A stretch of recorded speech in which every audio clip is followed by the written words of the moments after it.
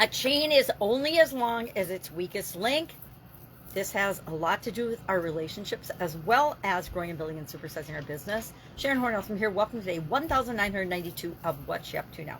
Documenting the journey as I transitioned originally from the brick and mortar corporate world of business over a quarter century in corporate America while simultaneously building, growing, supersizing, buying, selling, acquiring different businesses in at least 27 different industries offline before I decided to come online after my divorce. After my divorce, I was, pretty old, 50 or so, and geez, I might have been older than that. I was probably 55. Anyway, I was older, and I could have retired, but I was like, I'm not really done yet. I'm curious about the world. I want to know how I can contribute and positively impact those around me. So what am I going to do? I'm going to jump online and figure out what this internet marketing, internet business, online businesses are all about and how they compare to offline businesses. And of course, then I landed on it's important to do both. We need to have both, especially in times like the pandemic in 2020. 2020 taught us anything. It's that you better be flexible, you better be adaptable, you better be prepared for anything to possibly happen, because we cannot possibly anticipate all of the things that could happen in our life and in our businesses.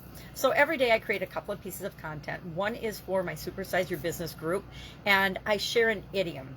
I started doing it when I was moving, following my divorce a few years ago, and packing up the home that I had with, raising my family. We'd lived there close to 20 years, and I wanted to find a way to keep going, keep creating content, holding myself accountable for creating content, but not have to think super duper hard about it. Now, it turns out I found a book that was my kids. It was 600 plus idioms, their meanings, and how you can use them. And I started sharing idioms out of that. And at first I picked the ones that I thought were pretty business related, and I tied them to what does it mean, where does it come from, and how could you use it to build and grow your business. And over time, once I ran out of those, I hit a point where I decided I was only going to do it while I was moving. Well, moving took way longer than I thought. Didn't take 600 plus days, but it took a while. And I kind of got myself hooked on the process of researching and looking into what do these things mean, where did they come from, and then how have I heard or experienced them in my life and in my business life in particular, and how could I use them or interpret them, and how might other people be using them and interpreting them when it comes to, or how might they react if you use these idioms and expressions in your business. So we talk about that now every day, and I think we're probably at the how many have we even done? I like to save and back up my information, and I lost one of my files. I don't know what happened. I don't remember. It was a long time ago now. And I lost like 50 or 100 of them.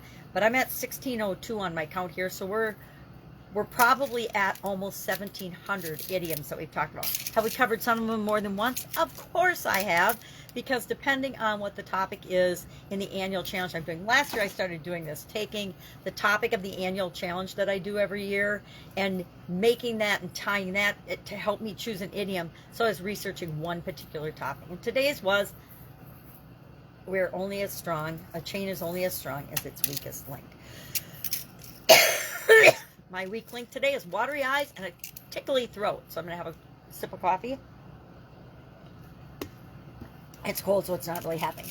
But I like this idiom. It's been around for hundreds of years. We've used it for hundreds of years to remind us, or to remind me. I use it to remind me to, number one, continue to personally develop and grow and continuously improve, and to help the other people that I come into contact with to do the same.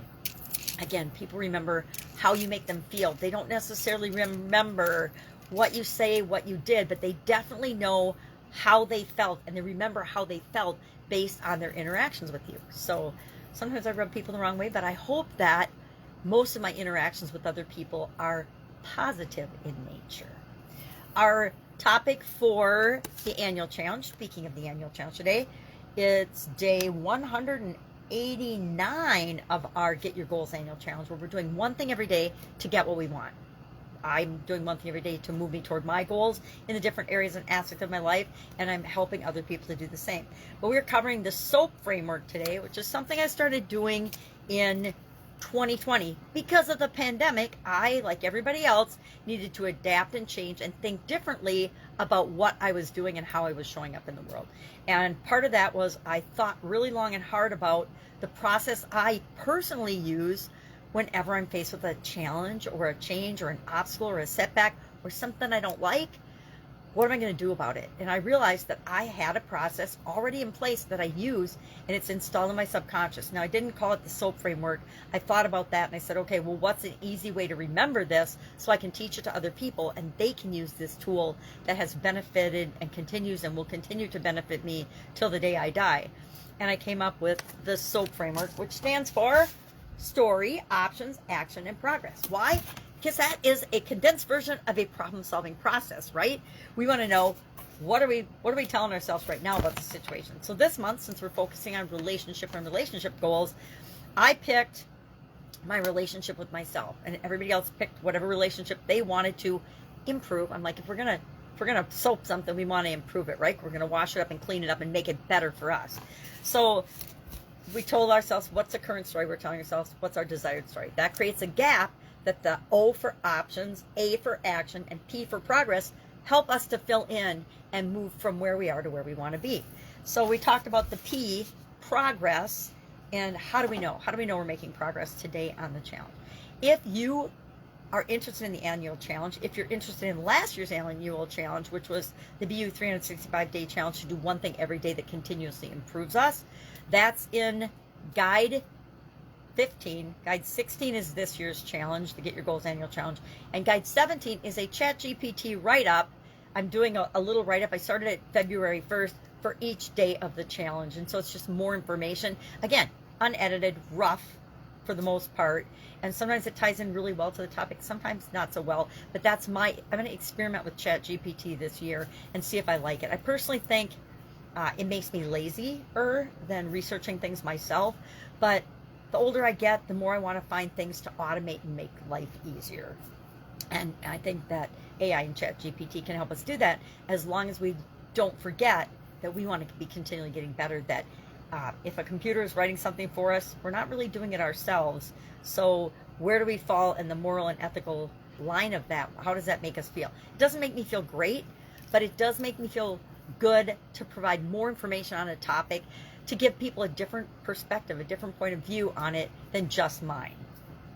But in the Get Up and Go annual challenge, Get Up and Go challenge Facebook private group page, that's where all that stuff's stored. The 2020 challenges and 2021 challenges. Every other month I did a 30-day plus challenge to keep us moving forward. That's why it's called the Get Up and Go challenge during the pandemic and the whole year that followed, because it was still crazy back then.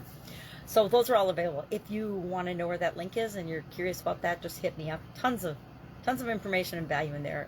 The months that I wasn't doing the annual challenge, I was doing things like No Nonsense November, where I was just sharing lessons learned from my life over the last lots of decades. I hate to say how many decades. Anyway, if you've listened to me for a while, y'all know how old I am. All right, have a great day. If I can help you in any way, ask. Remember, jamgrandma@gmail.com is my Voxer handle. If you have a question and you've tried to figure something out and you don't have anybody that you really want to ask, sometimes we don't want to ask people we know are our mentors a question because we think it's stupid. No stupid questions. So I like to be that resource for people. Again, have a great day, and I'll, of course, be with you tomorrow.